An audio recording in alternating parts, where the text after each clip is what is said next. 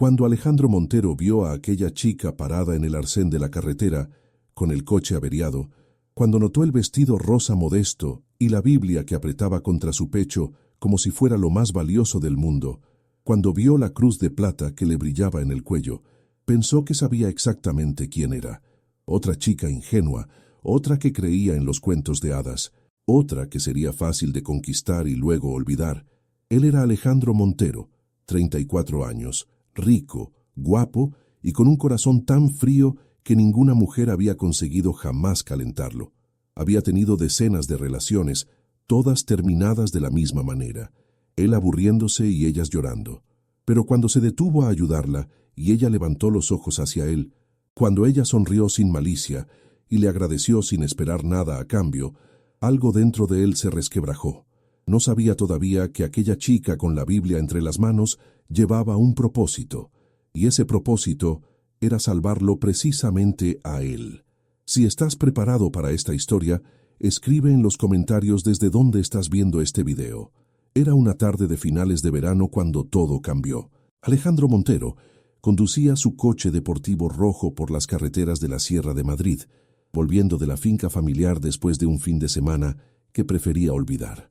Otra fiesta más, otra chica cuyo nombre ni siquiera recordaba, otro vacío que ninguna copa de champán conseguía llenar. A los 34 años, Alejandro tenía todo lo que un hombre podía desear. Era el heredero de una de las familias más ricas de España, propietaria de una cadena de bodegas que se extendía desde La Rioja hasta Jerez, desde Ribera del Duero hasta Rías Baixas. Era guapo, con esos ojos verdes que hacían perder la cabeza a las mujeres, y esa sonrisa que sabía usar como un arma. Era inteligente, licenciado en empresariales por ESADE con las mejores notas de su promoción. Pero por dentro estaba vacío, completa, irremediablemente vacío. No creía en nada, no en el amor, que para él era solo química y conveniencia, no en la amistad, que consideraba un intercambio de favores, no en Dios, que le parecía un invento para los débiles que no conseguían afrontar la realidad, ni siquiera creía en la felicidad, que para él era solo una ilusión que la gente perseguía para no pensar en la muerte. Era cínico hasta la médula y estaba orgulloso de ello. Estaba pensando en lo inútil que era la existencia cuando la vio. Una chica estaba parada en el arcén de la carretera, junto a un viejo Seat Ibiza blanco, con el capó abierto y humo saliendo del motor. Tenía el pelo castaño ondulado que le caía sobre los hombros. Llevaba un vestido rosa modesto que le llegaba por debajo de la rodilla y apretaba algo contra su pecho. Alejandro redujo la velocidad por curiosidad. No era el tipo de persona que se paraba a ayudar a desconocidos, pero algo en aquella escena le intrigó. Cuando se acercó, vio lo que la chica apretaba. Era una Biblia. Una vieja Biblia encuadernada en piel negra, con letras doradas que decían Biblia Sagrada. Y en el cuello llevaba una crucecita de plata que brillaba con el sol del atardecer. Alejandro casi se rió. Una beata, pensó, una de esas chicas que iban a misa cada domingo, que rezaban antes de las comidas, que creían que un hombre barbudo en el cielo controlaba sus vidas.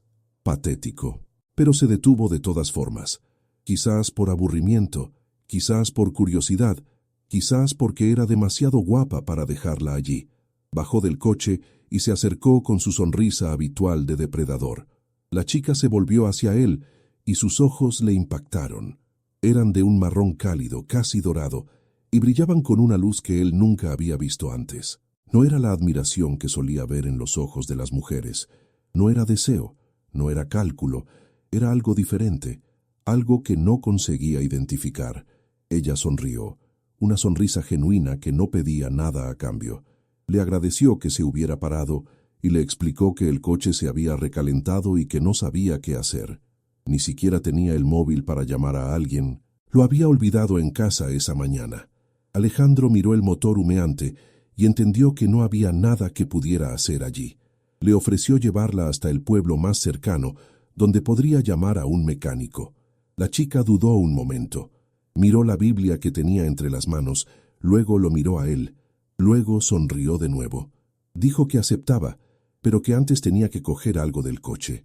Volvió a su Seat y cogió una bolsa del asiento trasero. Cuando subió al coche de Alejandro, Él notó que la bolsa estaba llena de libros, no novelas ni revistas, sino libros religiosos, catecismos, colecciones de oraciones. Se llamaba Lucía Herrera, tenía 27 años y estaba yendo a un retiro espiritual en un monasterio en las montañas. Era voluntaria en una parroquia de Madrid, ayudando a los sin techo y a los drogadictos a encontrar una salida. No tenía mucho dinero, vivía en un pequeño piso que compartía con otras 2 chicas de la parroquia y conducía aquel viejo Seat que le había regalado su abuelo antes de morir. Había decidido dedicar su vida a los demás, después de una experiencia que la había marcado profundamente. De adolescente había atravesado un periodo oscuro, hecho de soledad y depresión, en el que había pensado en no seguir adelante. Había sido una monja anciana de su parroquia quien la había salvado, mostrándole que había un amor más grande que cualquier dolor. Desde aquel día, Lucía había hecho una promesa a sí misma. Dedicaría su vida a hacer por los demás lo que aquella monja había hecho por ella. Alejandro la escuchó hablar con una mezcla de incredulidad y fascinación. Nunca había conocido a nadie como ella. Las mujeres que conocía hablaban de ropa, de fiestas, de cotilleos, de dinero. Lucía hablaba de fe, de esperanza, de amor incondicional, de servicio a los demás. Era como si viniera de otro planeta.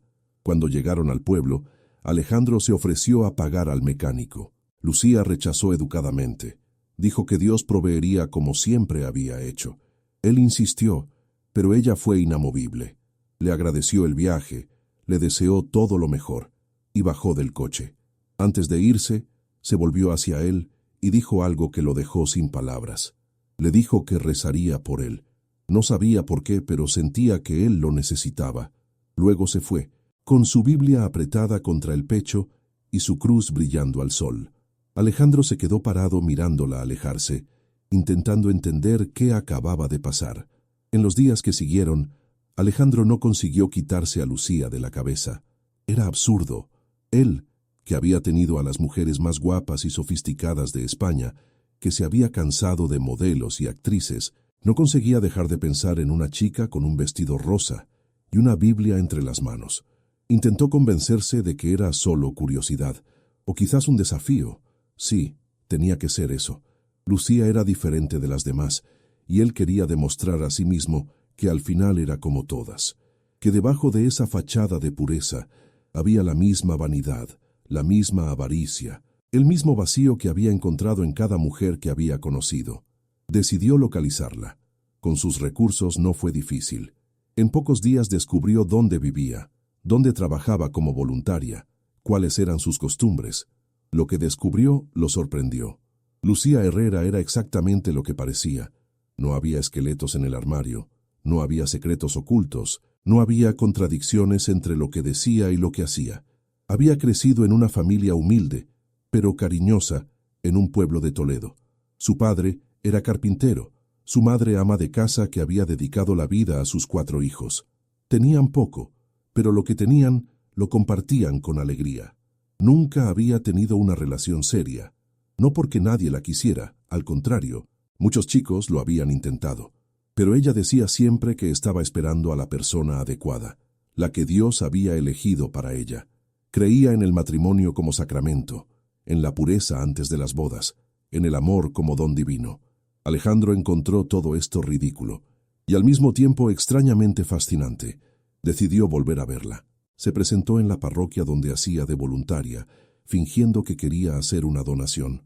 Cuando Lucía lo vio, su cara se iluminó con una sonrisa sincera. Lo reconoció enseguida, el chico que la había ayudado en el arcén de la carretera. Le agradeció de nuevo el viaje, le preguntó cómo estaba. Se interesó genuinamente por él sin segundas intenciones. Alejandro no estaba acostumbrado a esto. Las mujeres que conocía siempre querían algo de él.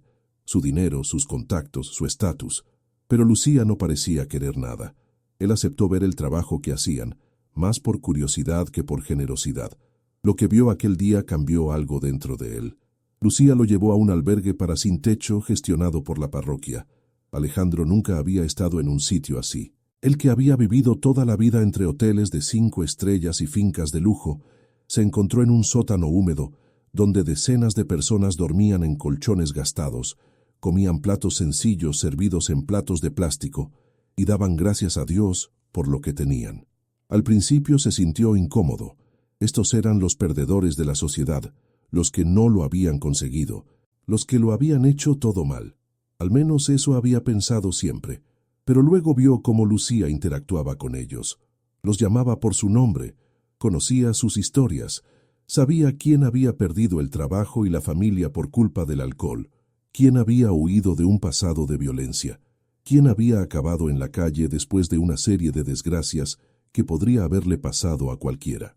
Los trataba con dignidad, con respeto, con amor, no como casos de los que compadecerse, sino como seres humanos que valorar, y ellos la adoraban. Los ojos de aquellos hombres y mujeres se iluminaban cuando la veían llegar, no porque trajera comida o ropa, sino porque traía esperanza, porque les hacía sentirse vistos, importantes, dignos de amor. Un anciano se acercó a Alejandro y le preguntó si era amigo de Lucía. Él asintió, sin saber cómo definirse de otra manera. El viejo sonrió y dijo que Lucía era un ángel, que 4 años antes él vivía debajo de un puente, alcohólico y sin esperanza. Había sido ella quien lo había encontrado, lo había llevado al albergue, lo había convencido para dejar de beber. Ahora tenía un trabajo, un pequeño piso y una razón para levantarse cada mañana. Alejandro escuchó en silencio, intentando ocultar cuánto le habían impactado aquellas palabras. Aquella noche lo invitaron a una cena comunitaria en la parroquia. Nada elegante, solo pasta y pan y compañía. Él aceptó, aunque no sabía por qué. Se encontró sentado en una larga mesa de madera, rodeado de personas que nunca habrían podido permitirse entrar en uno de sus hoteles.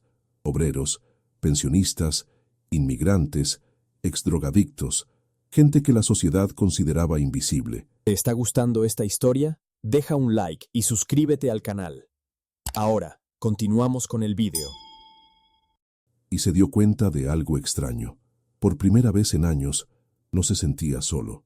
Había algo en esa sencillez, en esa comunidad, en esa manera de estar juntos sin máscaras y sin pretensiones, que le calentaba el corazón de una manera que ninguna fiesta de lujo había hecho jamás. No había nadie intentando impresionar a nadie. No había competición ni envidia. Solo personas compartiendo lo poco que tenían con alegría genuina. Miró a Lucía, que servía la comida con una sonrisa, que bromeaba con los viejos y abrazaba a los niños, que rezaba antes de la comida, con una devoción que él encontraba todavía absurda, pero extrañamente conmovedora. Ella se movía entre las mesas como si cada persona fuera la más importante del mundo, y quizás para ella lo era. Aquella noche, volviendo a casa en su mansión vacía, no consiguió dormir. El silencio de su casa de 500 metros cuadrados le pareció ensordecedor. Las obras de arte que había comprado por millones le parecieron vacías. Los muebles de diseño que llenaban las habitaciones le parecieron fríos. Seguía pensando en lo que había visto, en lo que había sentido, en esa luz en los ojos de personas que no tenían nada y sin embargo parecían tenerlo todo. Y se preguntó si quizás, solo quizás, se había equivocado en todo. En las semanas que siguieron, Alejandro continuó frecuentando la parroquia. Al principio se decía que era por Lucía, quería conquistarla, como había hecho con todas las demás. Era solo cuestión de tiempo antes de que ella también cediera a su encanto, antes de que su fe se revelara solo una fachada. Pero cuanto más tiempo pasaba con ella, más se daba cuenta de que se estaba engañando. No estaba intentando conquistar a Lucía. Estaba buscando algo que ella tenía y él no. Esa paz interior, esa certeza, ese sentido de propósito que iluminaba cada uno de sus gestos. Empezó a hacer preguntas sobre la fe, sobre Dios, sobre el sentido de la vida. Preguntas que nunca había hecho a nadie, porque siempre había pensado que ya conocía las respuestas. Lucía nunca intentó convertirlo. No le hizo sermones, no lo juzgó por su escepticismo, no le dijo que iría al infierno si no creía. Simplemente lo escuchó, respondió a sus preguntas con honestidad y le dijo que cada uno tenía que encontrar su propio camino. Pero sobre todo, le mostró con el ejemplo lo que significaba vivir según los propios valores. Un día, Alejandro le preguntó por qué nunca había buscado un hombre rico. Con su belleza podría haber tenido a quien quisiera. Podría haber vivido en el lujo, viajar por el mundo, tener todo lo que deseara. Lucía rió dulcemente. Le dijo que ya tenía todo lo que deseaba. Tenía la fe que le daba paz, el trabajo que le daba propósito, las personas que amaba y que la amaban. ¿Qué más podría darle el dinero? Alejandro no supo qué responder. Él tenía más dinero del que podría gastar en 10 vidas, y nunca había estado en paz. Había viajado por el mundo entero, y nunca había encontrado un propósito. Había tenido decenas de mujeres, y ninguna lo había amado de verdad, ni él había amado de verdad a ninguna. Lucía tenía razón. El dinero no podía comprar lo que ella tenía. Esa noche, por primera vez en su vida, Alejandro lloró. No sabía ni por qué estaba llorando. Por los años desperdiciados, quizás, por las personas que había herido, por el vacío que había intentado llenar con cosas que no significaban nada, por la conciencia repentina de haber vivido toda la vida equivocándose en todo. Pensó en todas las mujeres que había usado y luego abandonado. Pensó en los amigos que había traicionado por interés. Pensó en su padre, muerto 6 años antes, con quien nunca había tenido una relación real porque estaba demasiado ocupado en demostrar que era mejor que él. Pensó en su madre, que vivía sola en la finca familiar y a la que visitaba solo por obligación, nunca por amor, y en ese llanto encontró algo que no esperaba. Encontró el deseo de cambiar. El cambio no ocurrió de un día para otro. Alejandro seguía siendo escéptico, todavía cínico, todavía incapaz de creer en un Dios que no podía ver ni tocar. Pero algo había cambiado. Había visto una manera diferente de vivir y ya no podía fingir que no existía. Empezó a pasar cada vez más tiempo en la parroquia, no solo para ver a Lucía, sino para ayudar de verdad. Aprendió los nombres de los sin techo, escuchó sus historias, descubrió que detrás de cada cara había una vida tan compleja como la suya. Conoció a Miguel, un exempresario que lo había perdido todo por la ludopatía y que ahora ayudaba a otros adictos a recuperarse. Conoció a Carmen, una abuela que había criado sola a 5 nietos después de que su hija muriera de sobredosis. Conoció a Ahmed, un refugiado sirio, que había sido médico en su país y que ahora trabajaba limpiando oficinas mientras estudiaba para homologar su título. Cada historia le enseñaba algo. Cada persona le mostraba una faceta de la vida que él, desde su torre de marfil, nunca había visto. Empezó a usar su dinero de manera diferente. En vez de comprarse otro coche deportivo, financió un programa de reinserción laboral para expresidiarios. En vez de organizar fiestas ostentosas, abrió un comedor para pobres en la zona más desfavorecida de Madrid. Sus amigos de siempre lo miraban como si se hubiera vuelto loco. Sus socios de negocios pensaban que era una estrategia publicitaria. Su familia estaba preocupada, convencida de que aquella chica de la parroquia le había lavado el cerebro. Pero a Alejandro no le importaba lo que pensaran. Por primera vez en la vida, estaba haciendo algo que tenía sentido. Y un día encontró el valor de decirle lo que sentía. Le dijo que se había enamorado de ella, que nunca había sentido nada parecido por nadie, que quería estar con ella para siempre. Lucía lo escuchó en silencio. Luego le cogió las manos y le dijo algo que él no esperaba. Le dijo que ella también lo amaba, que lo había amado desde el momento en que se había parado a ayudarla en el arcén, porque había visto en él algo que él mismo no veía. Había visto a un hombre perdido que buscaba desesperadamente un camino, un corazón herido que se escondía detrás del cinismo, un alma que necesitaba ser salvada. Pero también le dijo que no podía estar con él, todavía no, porque el amor que ella buscaba no era solo atracción o sentimiento, era un compromiso sagrado, un sacramento, una promesa ante Dios. Y antes de que él pudiera hacer esa promesa, tenía que encontrar su propia fe, no por ella, sino por sí mismo. Alejandro se quedó en silencio, el corazón dividido entre la alegría de ser amado y el dolor de no poder tenerla. Por un momento pensó en mentir, en decirle que creía que había encontrado la fe, cualquier cosa con tal de tenerla. Habría sido tan fácil. Había mentido toda la vida. ¿Qué le costaba una mentira más? Pero mirando esos ojos dorados que parecían leer en su alma, entendió que no podía hacerlo, no a ella, no a sí mismo. Y así empezó el viaje más difícil de su vida. No el viaje hacia Lucía, sino el viaje hacia sí mismo. Pasó un año entero, un año en el que Alejandro buscó respuestas, leyó libros, habló con curas y teólogos, participó en retiros espirituales, hizo el Camino de Santiago, caminando durante semanas bajo el sol y la lluvia, buscando en ese camino el sentido que su vida nunca había tenido. En el camino conoció a peregrinos de todo el mundo, un padre japonés que caminaba en memoria de su hijo fallecido, una mujer brasileña que buscaba fuerzas para superar un cáncer, un joven alemán que había dejado su trabajo en un banco para encontrarse a sí mismo. Cada uno llevaba su propia cruz, su propia búsqueda, su propia esperanza. Y Alejandro entendió que no estaba solo en su búsqueda, que millones de personas en el mundo se hacían las mismas preguntas que él, que el vacío que sentía no era una debilidad, sino el primer paso hacia algo más grande. No fue un recorrido lineal. Hubo momentos de duda, de rabia, de desesperación, momentos en los que quería rendirse y volver a su vieja vida, donde al menos no tenía que hacerse preguntas incómodas. Pero cada vez que estaba a punto de ceder pensaba en Lucía, en su sonrisa, en su paz, en la manera en que afrontaba la vida con una serenidad que él envidiaba profundamente, y seguía adelante. Un día, durante una misa en una pequeña iglesia de pueblo, pasó algo que no supo explicar. El cura estaba leyendo el Evangelio, una historia que Alejandro había oído decenas de veces, sin escucharla nunca de verdad, pero aquel día las palabras le impactaron como nunca lo habían hecho.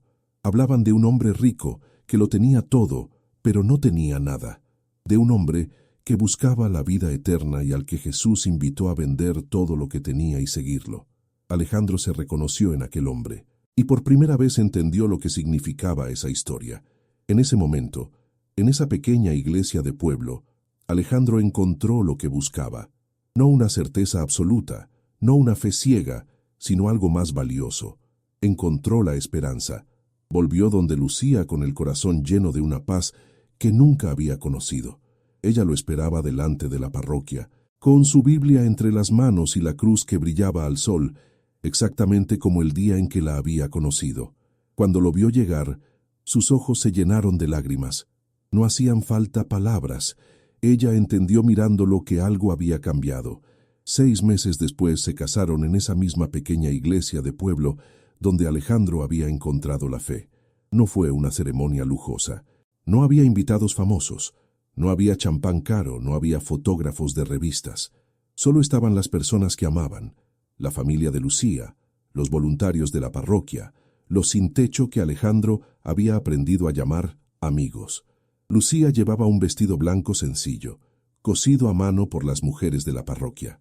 En el cuello llevaba la misma cruz de plata de siempre, la que su abuelo le había regalado el día de su primera comunión. Entre las manos no tenía un ramo caro, sino un ramito de flores del campo que los niños del barrio habían recogido para ella. Alejandro la miró caminar hacia el altar y sintió las lágrimas caerle por las mejillas. No eran lágrimas de tristeza, sino de gratitud. Y cuando el cura los declaró marido y mujer, cuando Alejandro besó a Lucía bajo los ojos de todos los que importaban, entendió finalmente cuál era el propósito que ella llevaba. No era salvar el mundo, no era convertir a los incrédulos, no era ser perfecta. El propósito de Lucía era simplemente amar, amar sin condiciones, sin expectativas, sin límites. Y a través de ese amor, lo había salvado a él. Después de la ceremonia, celebraron con una cena sencilla en el patio de la parroquia. Paella valenciana preparada por las mujeres del barrio, vino de la cooperativa local, dulces caseros hechos por las abuelas. No había champán de cientos de euros, pero había más amor en ese patio que en cualquier fiesta de gala. Los sin techo que Alejandro había ayudado durante ese año cantaron canciones populares. Los niños del barrio corrían entre las mesas, las ancianas lloraban de emoción, y Lucía bailaba con su vestido blanco como si no hubiera mañana, con la cruz brillando en su cuello, y la sonrisa más grande que Alejandro había visto jamás. Hoy Alejandro y Lucía gestionan juntos una fundación que ayuda a jóvenes en riesgo. Él ha vendido la mayoría de sus propiedades y usa lo obtenido para financiar proyectos sociales. Ella sigue llevando su Biblia a todas partes, y esa cruz de plata sigue brillando en su cuello. La fundación ya ha ayudado a cientos de chicos a encontrar un camino diferente. Ex-drogadictos que ahora tienen un trabajo estable, chicas que escaparon de situaciones de violencia y que ahora estudian en la universidad, jóvenes que habían perdido toda esperanza y que ahora la regalan a los demás. Tienen 2 hijos, un niño y una niña. El niño se llama Francisco, como el santo que renunció a todo para seguir a Dios. La niña se llama María, como la madre de Jesús y como la abuela de Lucía. Crecen en una casa sencilla cerca de la parroquia, jugando con los niños del barrio, aprendiendo que el valor de una persona no se mide por lo que tiene, sino por lo que da. Y cada noche, antes de dormir, Alejandro da gracias por aquel coche averiado en el arcén, por aquella chica con el vestido rosa que apretaba una Biblia contra el pecho, por ese propósito que ella llevaba sin saberlo, y que cambió su vida para siempre. Si esta historia te ha recordado que a veces las personas entran en nuestra vida con un propósito más grande de lo que podemos imaginar, y que el amor verdadero puede transformar hasta los corazones más fríos, deja una huella de tu paso con un corazón. Y si quieres apoyar a quienes cuentan historias que celebran la fe, el amor y la transformación, puedes hacerlo con un 1000 gracias a través de la función Super Gracias aquí abajo. Cada gesto cuenta, igual que contó aquella chica con la Biblia que se detuvo en el arcén de una carretera y cambió un destino para siempre.